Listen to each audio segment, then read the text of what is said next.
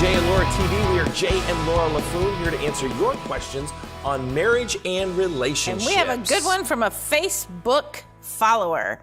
The greatest challenge in our relationship right now is keeping sexual commitments and the passion alive. My husband complains that I am too cold and not showing desire for him. I complain that he works too many hours and he's always tired. How can we pass through this? We commit to make more time for ourselves, but there's always something in between. We have a 7-year-old son that only wants to sleep with us. There's what's coming in between them. Although we are a young couple married for 10 years, I am 8 years older than my husband, and our sexual activity is maybe once to none during a week. Wow, we got a lot going on here. We got a lot going on here. There's First of a all, lot here.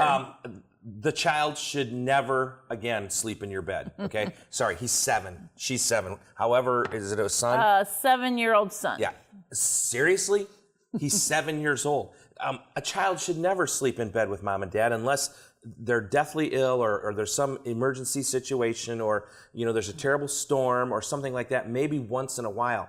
But if that son's wanting to sleep with you every night, that's an issue that you need to get some serious counseling on. Secondly, you're both right.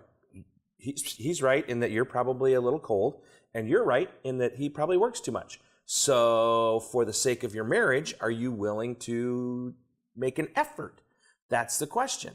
That you purpose. Laura, one of her best sayings ever is that your mind is your greatest sex organ. Ladies, hear that. Your mind is your greatest sex organ. If you decide to be cold, you're going to be cold. If you decide to be warm and flirtatious and it's something you have to actually think about. Wife, right? That's the whole mind thing. It is something you have to actually think about. You can't, unfortunately, our culture in the movies and TV makes it, oh yeah, we're just going to walk into the bedroom and woo. Poof. No, you have to think about it. All you have to day long. Anticipate it. You have to decide, what is it that I'm going to do to make this happen? And, I see that, your husband working too much and being tired, that can be easily taken care of. You cut back on your hours, or, you having no desire, that's all in your mind, and you can fix that too. In my opinion, the 7-year-old sleeping in your bed is the biggest issue that you have here, because I think the first issue to take care of. Yeah, because if you can get the 7-year-old out of your bed, then maybe the desire comes back, and maybe your husband's not. Maybe he's not getting enough sleep because the 7-year-old's sleeping in the bed with you. And if the 7-year-old's sleeping in the bed with you, then obviously you're not having time for intimacy because the 7-year-old's there. So that's the first issue that needs to be taken care of, and that, in my opinion, is just a discipline issue. Don't let him manipulate you with tears and crying and, oh, I'm afraid. He'll get over it. Yeah, do whatever you have to do in his bedroom to make sure that he's comfortable. Get tapes that he can listen to, or music that he can listen to, or a sound machine, whatever it is. Make his room a haven for him so that he wants to stay there. And the bottom line is this: if intimacy has become something that just doesn't happen very often, listen.